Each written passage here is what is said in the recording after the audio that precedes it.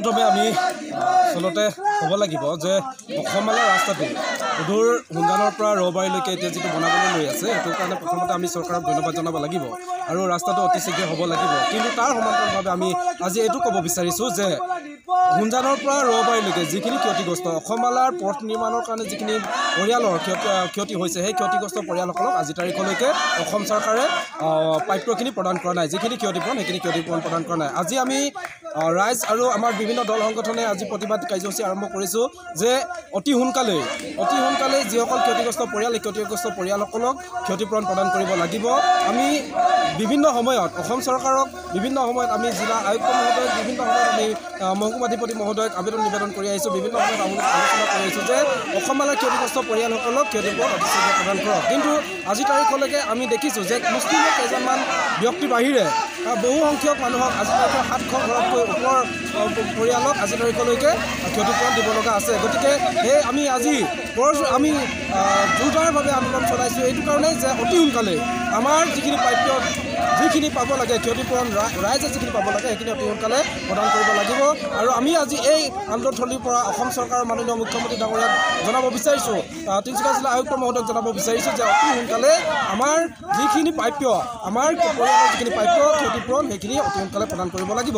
তাৰ সমান্তৰালভাৱে আমি এইখিনিও ক'ব বিচাৰিছোঁ যে অসমমালাৰ ৰাস্তাটো নিৰ্মাণ কৰিছে তাৰ বাবে অঞ্চলটোৰ এটা বৃহৎ উন্নতি হ'ব বুলি আমি আশাবাদী। গতিকে সেইকাৰণে এই অসমমালাৰ ৰাস্তাটো বনাওঁতে নিৰ্মাণ কৰোঁতে যাতে কোম্পানীয়ে BIPL কোম্পানীয়ে বা ইয়াৰ যিখিনি উপ ঠিকাদাৰ আছে এইসকলে যাতে কোনো বিশৃংখলা নকৰি সুন্দৰভাৱে যাতে নিৰ্মাণ কৰে তাৰ আমি দাবী জনাইছোঁ। আমি বিভিন্ন সময়ত শুনিবলৈ পাইছোঁ যে অসমমালা নিৰ্মাণ কৰাৰ সময়ত বিভিন্ন ধৰণৰ বেমেজালিৰ সৃষ্টি হৈছে। গতিকে আমি দাবী জনাইছোঁ যে অসমমালাৰ ৰাস্তাটো নিৰ্মাণ কৰিব লাগিব।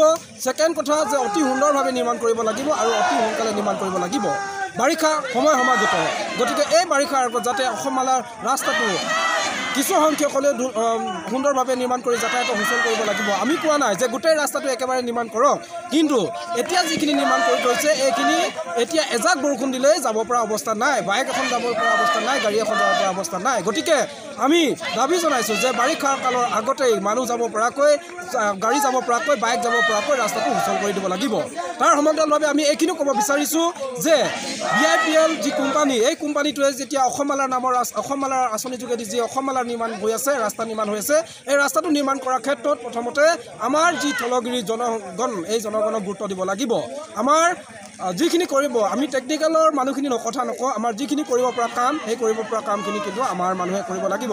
আমাৰ ছুপাৰভাইজাৰ আমাৰ মানুহ হ'ব লাগিব, আমাৰ কালভাৰ্ট ঠিকাদাৰ আমাৰ মানুহ হ'ব লাগিব, আমাৰ বিভিন্ন সহায়কবিলাক আমাৰ মানুহ হ'ব লাগিব আৰু সকলোখিনি ক্ষেত্ৰত যিমানখিনি পাৰে সেই সকলোখিনি ক্ষেত্ৰত আমি আমাৰ মানুহ হ'ব লাগিব, আমাৰ লোকেল মানুহ হ'ব লাগিব বুলি আমি মৰাণ ছাত্ৰ সন্থাৰ ফালৰ পৰা বা বিভিন্ন দল সংগঠনৰ তৰফৰ পৰা বা ৰাইজৰ তৰফৰ পৰা আমি দাবী জনাইছোঁ।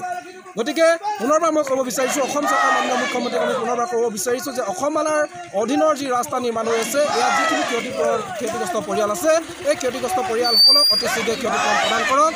আমাৰ ৰাস্তাটো নিৰ্মাণ কৰাৰ ক্ষেত্ৰত সুন্দৰ ৰূপত ব্যৱস্থা কৰক, লগতে আমাৰ থলুৱা লোকক নিযুক্তি প্ৰদান কৰক।